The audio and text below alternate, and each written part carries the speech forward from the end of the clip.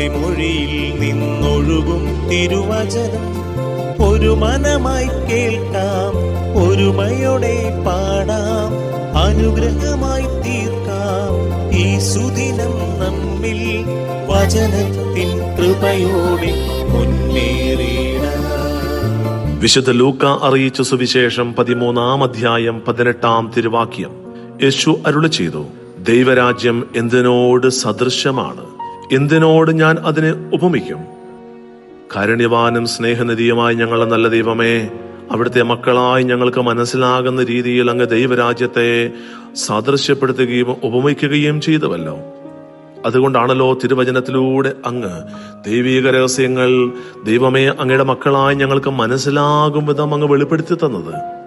കർത്താവായ ദൈവമേ, ദൈവിക രഹസ്യങ്ങളും ദൈവരാജ്യവും ഞങ്ങൾക്ക് വെളിപ്പെടുത്തി കിട്ടപ്പെട്ടിട്ടും അവയെല്ലാം ഞങ്ങൾ ആഴത്തിൽ മനസ്സിലാക്കിയിട്ടും ദൈവരാജ്യത്തിൽ അകന്നു പോകുവാൻ ഞങ്ങളെ അനുവദിക്കരുതേ എന്ന് ഞങ്ങൾ പ്രാർത്ഥിക്കുകയാണ്.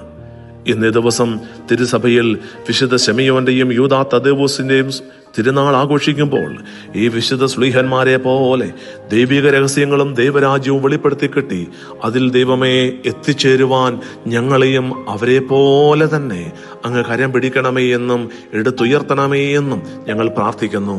ഞങ്ങളുടെ ജീവിതങ്ങളെ പൂർണ്ണമായും അങ്ങേക്ക് സമർപ്പിച്ചുകൊണ്ട് ദൈവിക രഹസ്യങ്ങൾ വെളിപ്പെടുത്തി കിട്ടി അതിന്റെ കാര്യസ്ഥരായി ജീവിക്കുവാൻ ഞങ്ങളെ ശക്തിപ്പെടുത്തണമേ എന്ന് പ്രാർത്ഥിച്ചുകൊണ്ട് നമ്മുടെ കർത്താവ് ഈശോ മിശിഹായുടെ കൃപയും പിതാവായ ദൈവത്തിന്റെ സ്നേഹവും പരിശുദ്ധാത്മാവിന്റെ സഹവാസവും പരിശുദ്ധ അമ്മയുടെയും നീതിമാനായ മാർ യൗസേപ്പിന്റെയും മാധ്യസ്ഥവും സകല മാലാഖമാരുടെയും സകല വിശുദ്ധരുടെയും സംരക്ഷണവും നൽകി സർവശക്തനായ ദൈവം നിങ്ങളെ ആശീർവദിച്ച് അനുഗ്രഹിക്കട്ടെ, ഇപ്പോഴും എപ്പോഴും എന്നേക്കും.